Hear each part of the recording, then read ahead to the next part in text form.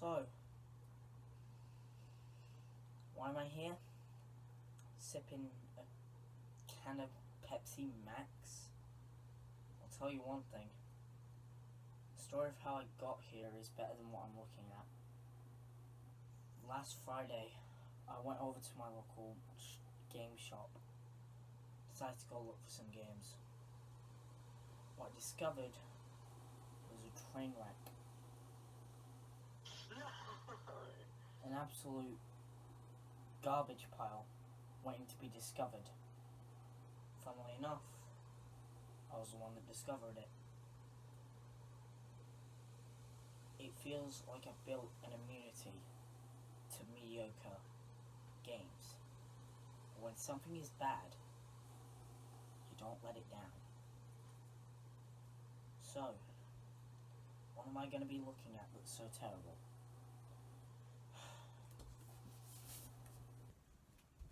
So folks, the game I was on about while I was shifting through those bins of garbage games was Putty for the PS3. I picked the game up, played it, put it down, had to switch my mind off. I sunk to the lowest of lows and actually played this once more. But after coming back to it to review the game, was it really that bad? Well, there's only one way to find out, isn't there? Gotta take the disc. We gotta open there, don't we? And then do that, and then...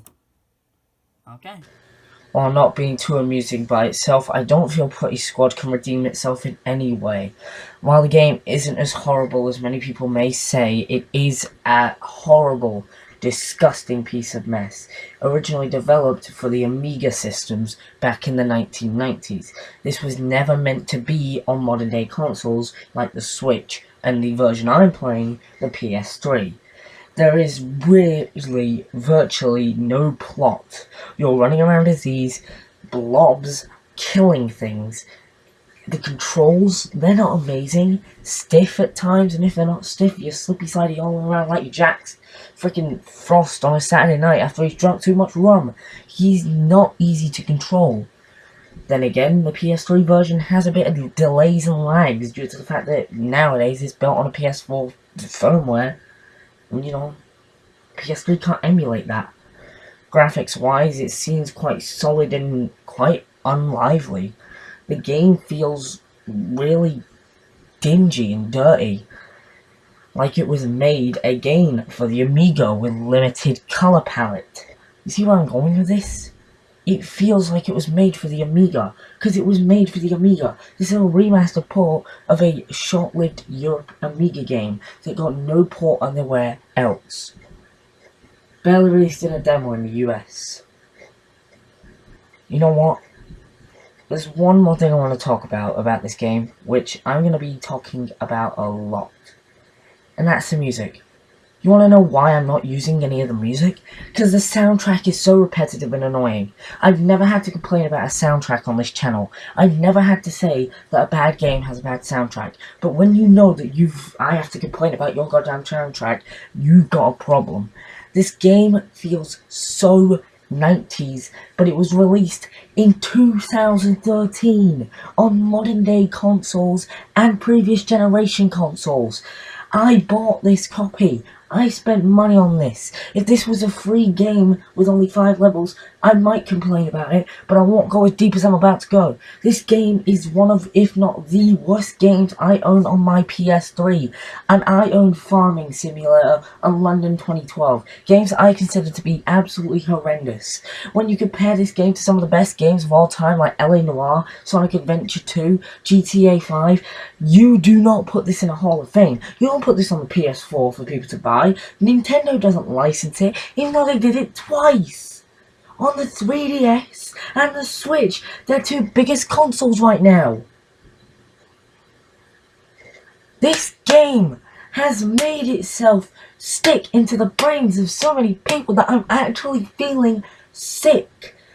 The game is not pretty, even though the backgrounds do look nice. You barely see them because the entire place is filled with bricks that you have to do stuff with, and it's so annoying. The controls are horrendous, and for a game released in 2013 on modern day consoles, none of this is excusable. The music is bland and annoying. And I've covered Crazy Frog on this channel. Why did I not keep this for Halloween? Because I found something much better to do on Halloween. It's not as bad, but it's much scarier to look at, and it's much scarier to think about. I'm still having a hard time trying to figure out why this game exists, why I actually spent money on it. You know what I got the same day as this? Crash Team Racing on my Vita. I've had more fun with a game from 1999 than a game was released in 2013 retail. The company, System 13, I think it was, I don't even care to look. I've not seen a single game with their name on it since Putty Squad. And you know what? I'm glad. I could say a lot more things about this game. My vocal cords are being strained at this point. So let me round this out quick with graphics that are really poor, gameplay that is really slippy and sometimes too tight for itself, barely any memorable story, heck, no memorable story, and an absolute lack of remorse to its players for the atrocious music that has to be played during these levels. I feel that we need to forget about it as a human race, but too many people have talked about it at this point. Putty Squad. Horrible game. Lacking story. It has no good gameplay. The music is abysmal, and the graphics look like an Amiga game that doesn't look good. It's an Amiga game with a style that is so cliched that it's been copied by multiple other people that have made a success out of the style. This one game could have been good. It could have been one of the best games I've ever played. The idea of inflaming yourself and doing all this and that you saw in the gameplay, all of that wouldn't make this game a good buy. But no. See, why don't people talk about it? It's easier to bash a game like Crazy Frog Racer for being bad or mediocre than it is to say that Truth or Square, a game that I'd actually give attention to someday, is actually a decent game. It's easier to do that. Because you have, with these games, like Putty Squad, Crazy Frog Racer, Sonic 06, it's all there in front of you. You don't have to go digging for mistakes. But with games like Sonic Generations, SpongeBob Truth or Square, heck, I'd even say Simpsons Hit and Run, other games like that, you have to go digging to find mistakes.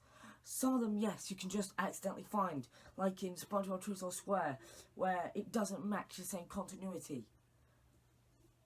But it's still a good game. Good graphics, good gameplay, a good soundtrack, a good story, and good references to the past, while Putty Squad does none of that. What do you think I give it? I give it the same score as Sonic 06, a 2 out of 10. I feel like humanity, if this game gets any rewards for what it's done of the future of video games, should die if it gets any rewards. Okay, I may have stretched a bit, but the developers do not understand how much pressure they went through, torture they put us through.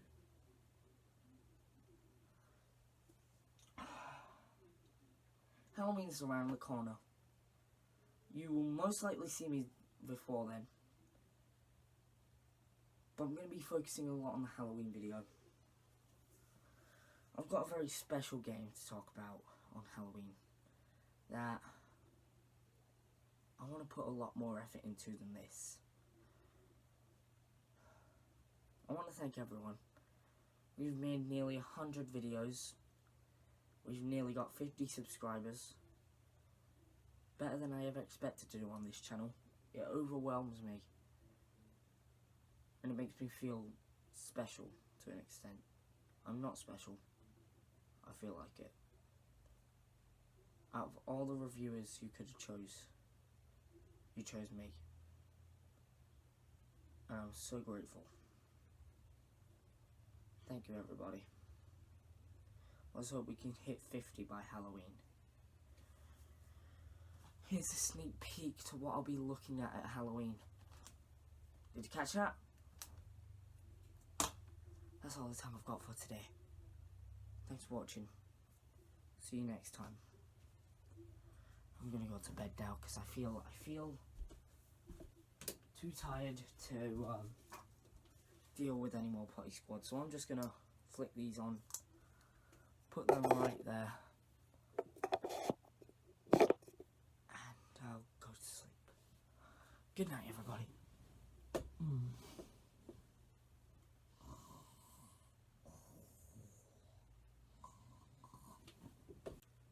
Hello everybody, I want to start doing something new. I'm going to start doing a little bit of a shout out thing starting next episode. If you want a shout out, leave funny comments in the comment section below. And I'll pick random ones and I'll put your name at the side and what you said. There'll be only 2 spaces, so if you want them, do it now. As quick as you can, because you only have 2 weeks before my next video. And then you have a chance then to get into the Halloween special. But you'll only have around a week because it takes a week to edit. It's odd. But I want to thank every single one of you, and I want to start doing something new, as well as the whole, I'll give you guys a mention.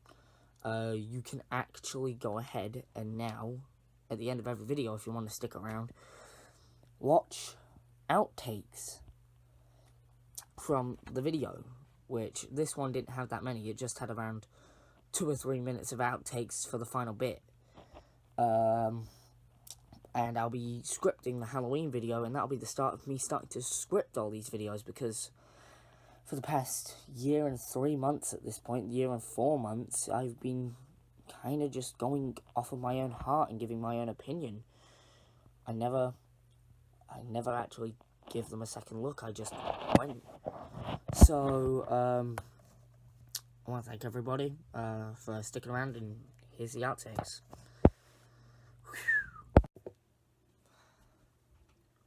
So that was Putty Squad on PS3. Do I have to say much else? Really?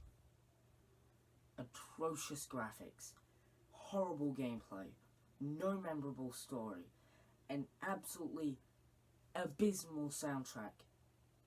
What else can I give it but a 9?